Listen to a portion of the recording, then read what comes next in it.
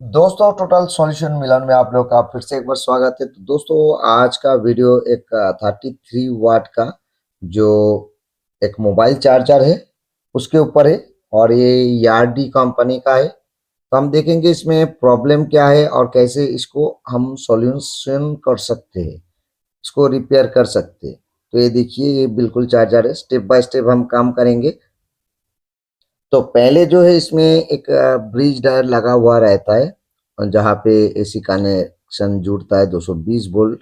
तो हम मल्टीमीटर से चेक करेंगे ब्रिज डायोड में हमारा शॉर्टिंग दिखा रहा है कि नहीं।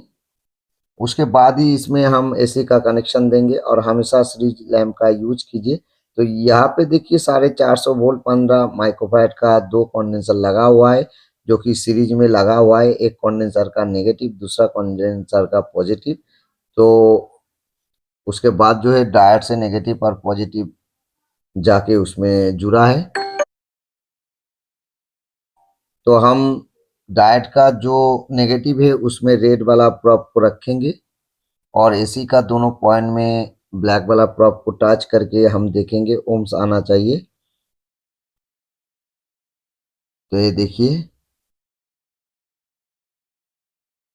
एकदम बिल्कुल यहाँ पे तो कनेक्शन नहीं आ रहा है। और दूसरा साइड में हम चेक करते हैं, तो यहाँ पे ओम्स आ रहा है, यहाँ पे नहीं आ रहा है। तो एक फ्यूज लगा हुआ रहता है दोस्तों मिडिल में। तो हो सकता है फ्यूज कट गया है। डायरेक्ट डायोड में हम चेक करते, तो देखिए डायोड का एक साइड में शॉर्टिंग दिखा रहा है और दूसरा साइड में जो है शॉर्टिंग नहीं दिखा रहा है। तो हमारा जो ये ब्रिज डायोड खराब है। इस ब्रिज डायोड को हम उठा लेंगे, और उठा के इसके जगह में हम दूसरा जो है ब्रिज डायोड लगाएंगे। तो दोस्तों, इसको उठाने के टाइम में कभी कभी फॉयल भी उखड़ सकता है, क्योंकि ये बहुत ही ज़्यादा ग्लू से चिपका हुआ रहता है बोर्ड के साथ। तो उससे कोई प्रॉब्लम नहीं होगा। आप उसको सोल्व करके इस प्रॉब्लम का सॉल्यूशन कर सकते हैं। तो ये देखिए, दोनों साइड से हम इसको उठा लिया है। अब अच्छे से इसको सोल्व कर देते हैं। तो ये देखिए, ये इसका डायोड का नंबर है। इसमें MB10F लिखा हुआ है। तो इसी नंबर का डायोड हम इसमें लगा देंगे।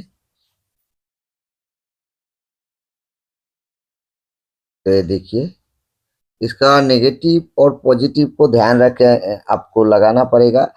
इसका जो पॉजिटिव साइड है वो वही पे मार्किंग रहता है। एक तो उसमें एक नेगेटिव और पॉजिटिव का सिंबल रहेगा, और दूसरा जो है वो उस साइड में एक नॉच रहेगा आपका, एक कटिंग रहेगा वो डीसी साइड में। और एसी साइड में आपका कुछ भी नहीं कटिंग रहेगा, सिर्फ एसी का सिंबल रहता है कभी कभी किसी डायोड में, और दूसरा किसी किसी डायोड में आपको दिखाई भी नहीं देगा। लेकिन नॉच को देख के आपको लगाना पड़ेगा। जिस साइड में एक नॉच या कटिंग रहता है उसी साइड में जो है इसका पॉजिटिव साइड रहता है। तो ये देखिए, दोनों साइड में अच्छे से हमने सोल्व कर दिया है। अब सेम टू सेम प्रोसेस से हम इसको चेक करेंगे। फिर से मल्टीमीटर को ले लिया है कॉन्टिन्यूटी मोड में। ये देखिए, इस साइड में हमको ohms मिल रहा है, और दूसरा साइड में ये देखिए नहीं मिल रहा है। तो दोस्तों, यहाँ पे एक फ्यूज होके कनेक्शन आया है इस डायोड में। ये देखिए, फ्यूज के आगे से हमको मिल रहा है, फ्यूज के बाद में से नहीं मिल रहा है। तो फ्यूज हमारा कट गया है, डायोड शॉर्टिंग था इसीलिए। तो हम फ्यूज के आगे से देख लेते, उसके बाद फ्यूज को देखेंगे कितना एम्पियर का है। तो ये देखिए, दोनों साइड से ही हमारा जो है ओम्स दिखा रहा है। तो मतलब हमारा शॉर्टिंग जो है वो हट गया है एसी सेक्शन में। तो आप देखिए, फ्यूज जो है दोस्तों यहाँ पे 3.15 एम्पियर और जो है 2.5 वाट का फ्यूज हमको दिख रहा है। तो अभी ये फ्यूज तो मेरे पास नहीं है, तो हम क्या करेंगे, एक पतला सा वायर लगा के हम इसको टेस्टिंग कर लेंगे। तो ये देखिए, यहाँ पे हम इस वायर को सोल्ड कर दिया है फ्यूज के जगह में। तो हमारा फ्यूज बन गया है दोस्तों। तो ये देखिए, अब हम सेम टू सेम प्रोसेस से एक बार चेक कर लेंगे मल्टीमीटर से कि हमारा जो कंटिन्यूटी ये देखिए मिल रहा है। अब डायोड में हम चेक करेंगे तो ये देखिए दोनों साइड से ही हमको जो है ओम्स दिखाएगा। मतलब हमारा ब्रिज डायोड सही है, हमारा जो मेन फिल्टर कैपेसिटर है 450 वोल्ट का वो भी सही है, उसमें भी शॉर्टिंग नहीं है। तो ये देखिए हमने देख लिया है। अब हमको थोड़ा सा आउटपुट का भी शॉर्टिंग चेक कर लेना होगा। तो इसमें जो है दोस्तों आउटपुट में भी दो कंडेंसर लगा हुआ है, ये देखिए। तो इसका जो नेगेटिव और पॉजिटिव है दोस्तों ये पैरेलल में रहता है, ये सीरीज में नहीं रहता है। तो इसको हम चेक कर लेते हैं।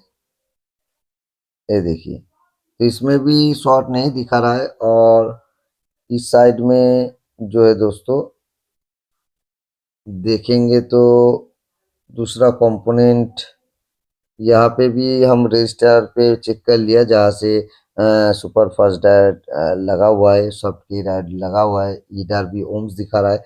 मतलब हमारा इस बोर्ड में अभी कोई भी शॉर्टिंग नहीं है। तो इस डायोड को भी चेक कर लेते। तो ये देखिए जो कि हमारा ड्राइवर ट्रांसफार्मर के साथ जुड़ा है, तो कहीं पे भी हमको शॉर्ट नहीं मिला है। तो अभी एक चीज देखने को मिला है इस बोर्ड में, जो कि बहुत सारा जगह में आपका शोल्डर जो है छूट गया है। ये देखिए ड्राई शोल्डर हो गया है, ये देखिए ड्राइवर ट्रांसफार्मर से। तो यहाँ पे देखिए यहाँ पे भी ड्राई शोल्डर हो गया है। तो बहुत सारा कंपोनेंट जो है ड्राई शोल्डर हो गया है। तो दोस्तों ये ड्राई शोल्डर क्यों हुआ है? हीट के कारण इसमें ड्राई शोल्डर हुआ है। तो जब हमारा चार्जर चार्ज करता है उसके अंदर से करंट दौड़ता है, तो कोई भी चीज हो उसके अंदर से करंट दौड़ेगा तो आपका थोड़ा सा तो हीट होता ही है। और इसमें मोबाइल चार्ज करते करते बहुत ज़्यादा हीट हो जाता है, हम लोग को पता नहीं चलता है क्योंकि वो पीसीबी के अंदर रहता है। जो ढक्कन है, जो बॉडी है, बॉडी के अंदर रहता है। कुछ कुछ कंपनी का चार्जर जो है एकदम बॉडी से सटा हुआ रहता है, तो उसमें आपको पता चल जाएगा कि चार्ज करने के बाद चार्जर बहुत ही हीट हो गया है। तो दोस्तों सभी चार्जर हीट होता है, लेकिन बॉडी के साथ जितना अटैच होके रहेगा उतना ही हीट ज़्यादा होगा, आपको पता चलेगा। दूसरा जो है आपको पता नहीं चलेगा। जो कि एक चार्जर मानो उसके अंदर जो है सर्किट का कुछ ही भाग जो है चार्जर के साथ जुड़ा हुआ है, तो आपको हीट का पता नहीं चलेगा। लेकिन अगर इसका पीसीबी एकदम जुड़ा हुआ है चार्जर से, तो आपका जो है चार्जर हीट करेगा, आपको पता चल जाएगा। तो जितना भी हो सकता है मेरे को उतना हम रिसोल्व करेंगे जहाँ जहाँ पे हमको दिखेगा, क्योंकि ये चार्जर इतना जो है लूज कांटेक्ट था जगह जगह से, तो हो सकता है करंट का बार बार फ्लक्चुएट होने से लोड पड़ गया डायोड के ऊपर और डायोड शॉर्ट हो गया। और उसी शॉर्टिंग के कारण जो है दोस्तों इसका फ्यूज जो है कट गया। तो अभी ये देखिए, और यहाँ पे आपको ध्यान रखना पड़ेगा इसका जो वीसीसी कैपेसिटर है और उससे जुड़ा जो लाइन है उसको हमको अच्छे से सोल्ड करना पड़ेगा। और जहाँ से जो है आईसी को स्टार्टिंग करंट मिलता है वहीं पे भी हमको अच्छे से सोल्ड करना पड़ेगा। और जो है इसमें एक ड्राइवर ट्रांसफार्मर से जो आप देख रहे हो डायोड से और रेजिस्टेंस से जुड़ा है, जो कि एक सनवर सर्किट है, तो उसको भी आपको सोल्व करना पड़ेगा अच्छे से। बाकी थोड़ा सा रीसोल्ड होगा तो उतना प्रॉब्लम नहीं होगा, लेकिन ये तीनों जगह अगर अच्छे से सोल्ड नहीं रहता है तो उसमें फिर से फ्लक्चुएट होगा और आईसी भी उठ सकता है, जल सकता है। तो ये देखिए हमने एसी का दोनों पॉइंट जोड़ दिया है। और वो भी सीरीज सीरीज लाइन आप कैसे बनाए दोस्तों? 200 बल्ब का लैंप से आप हमेशा सीरीज लैंप बनाइए। उसमें बहुत ही अच्छे से आप सभी कुछ चेक कर सकते हो और उसमें कोई भी ब्लास्ट नहीं होगा, आपको सेफ्टी से काम कर सकोगे। तो आप देखिए 300 वोल्ट हमको मिल गया है, हमारा जो डीसी कैपेसिटर है, ये देखिए ये। और इसके बाद ये छोटा सा जो कैपेसिटर है, इसमें भी हमको वोल्टेज चेक करना पड़ेगा, जो कि हमने बताया था बीसीसी कैपेसिटर। ये देखिए इसमें 6 से 7 वोल्ट आ रहा है, मतलब एकदम बिल्कुल सही है। और यही वोल्टेज जो है दोस्तों कहाँ तक गया है हम देखेंगे। तो ये देखिए, ये वोल्टेज आने के बाद ये यहाँ पे गया है, और वहां से जो है दोस्तों एक रजिस्टर लगा के यहाँ पे गया है। और रजिस्टर का बाद जो है दोस्तों, ये देखिए हम दिखा देते, ये जो निकल के रजिस्टर में गया है और रजिस्टर से निकल के यहाँ पे गया है। उसके बाद ये देखिए रजिस्टर होके यहाँ पे आया है, और उसके बाद डायोड में गया है। और डायोड से यहाँ पे हमको वोल्टेज नहीं मिलेगा, क्योंकि ये इसे स्विचिंग वोल्टेज मिलता है, ऑक्सिलरी कॉइल है वो। तो हम अभी इसमें लाइन देके देखेंगे। तो ये देखिए हमारा जो चार्जर है बिल्कुल ग्लो कर रहा है दोस्तों, एकदम। तो इस चार्जर में जो प्रॉब्लम था हमने बिल्कुल सही कर लिया है। प्रॉब्लम को एक बार हम फिर से बता देते हैं। इसके अंदर जो है दोस्तों ब्रिज डायोड जो लगा हुआ था, ये वाला, ये देखिए ब्रिज डायोड ये शॉर्ट था, और यहाँ पे फ्यूज जो है कटा हुआ था। और उसके बाद ये सारा बोर्ड में बहुत सारा ड्राई सोल्डर था। तो इसको ड्राई सोल्ड ठीक करने से हमारा चार्जर ठीक हो गया। तो okay, thank you watching my video.